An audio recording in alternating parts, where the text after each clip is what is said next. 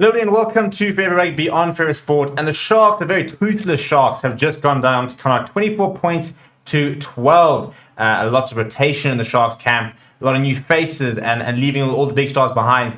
In the end, coming back to bite them, couldn't do enough to get anything out of the game. No losing bonus point, despite a spirited second half performance. The last sort of, I thought, there was a sort of a 15 to 20 minute period during that second half where I felt the Sharks had started to click into gear. But at the end of the day, too many changes, too many new faces, not enough quality really on the park to really ever threaten Connacht, who were very good and defended very well and were the better side for a large portion of the game.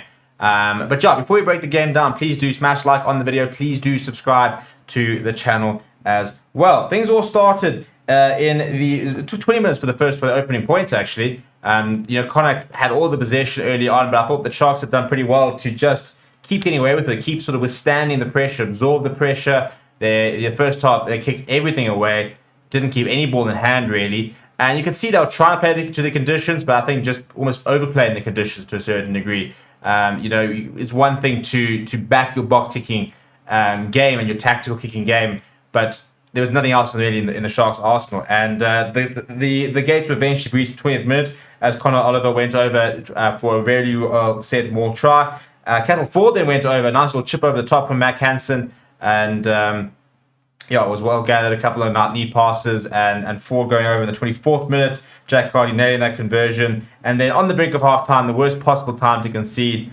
O'Halloran goes over, and half-time score 90 points to 0, and the Sharks pretty much out of it. And as I said, the first half offered next to no attacking intent, no attacking shape, really. They were just sort of bombing kicks up and hoping to try and feed off the scraps, and there weren't that many scraps. So credit to Connacht for really winning that tactical battle in the first half. At the end of the day, Sharks had to score early in the second half if they wanted anything out of the game. And they got an opportunity when Shane Delahunt got a yellow card in the 43rd minute, but Sharks weren't able to hammer home that advantage, scoring no points up until the 61st minute. In fact, Connacht getting the first points of the second half as Ford went over for his brace. In the 56th minute, Jack Carty missing the conversion once again. A bit of a gift from Navaldo Flores, whose kick was charged down by Ford. Ryan Jansen eventually went over the 61st minute, Cornelius slotting the conversion, and they almost hit back quite quickly once again, and you start thinking, right, well, here we go. They actually were over with 40 minutes to go, about the 66th minute, after a charge down. It was almost a gift reciprocated by Connacht with the charge down, but Grant Williams, who had fetched the ball after the ball had been charged down by Kieran from Furen, deemed to have been in an offside position. So that try chalked off, but Sharks eventually getting over once again in the 78 minutes through Dejan Blöder, but far too little too late, and a 12-point deficit. We look at the stats, 58 possession for the Sharks in the end, due to 66% possession in the second half. First half, they had 51%, but territory for me is a big thing. In the first half, 70% possession for Connacht. In the second half, 83% possession for the Sharks. But the defense from Connacht was resolute.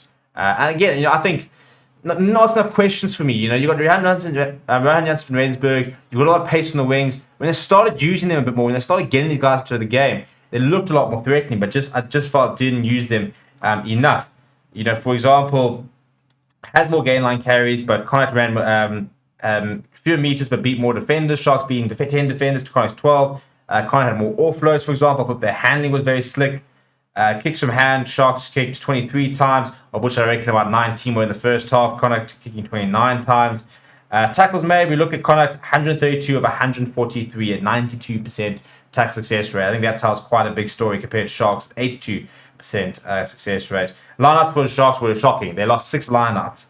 Connacht went much better. They also lost 6 lineouts. So lineouts across the board were pretty poor. The scrums actually were very good for the Sharks. I thought they had a very good platform, which I didn't think they really managed to use, a bit like the Lions last night, where they had a set piece which they could dominate, but didn't really manage to use it and really pounce off the back of. If you look at the penalties conceded, 7 for the Sharks, 11 from Connacht. So, apart from the Connacht's best performance, but Sharks just not able to capitalize on the chances that they got. In terms of individual performances, I don't think too many big ones. Timilani Boli carried quite hard, 6 carries, 8 tackles from him. James Fenter tried hard, did quite a lot of work as well. Apart from that, I don't think there were too many standouts. I thought Ryan Jansen from Rensburg didn't get into the game as much as you'd like. Same as the Wings, for example. I thought it was a pretty bland performance from the Sharks. Cattle Ford, though, tackled really well, made 9 tackles, not missing a single one, scoring 2 tries, 25 meters gained, 2 defenders beaten. I thought Tom Farrell outside him was also pretty solid.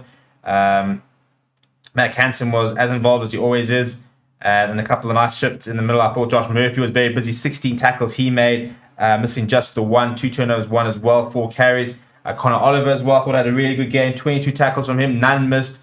Giant performance from him, 38 meters gained as well, so really impressive performance from actually probably the entire Connacht pack. Let me know what you thought about the game down in the comments below. Please do smash like on there. Please do subscribe to the channel as well. Also, I want to know, what do you think about the Sharks playing second string side? They do have a lot of rugby to play. European Champions Cup coming up, which is sort of the big focus for them in the immediate future. So, were they right in leaving these players behind? Did they get the balance right? What do you think? Let me know in the comments below. And I'll see you guys next time.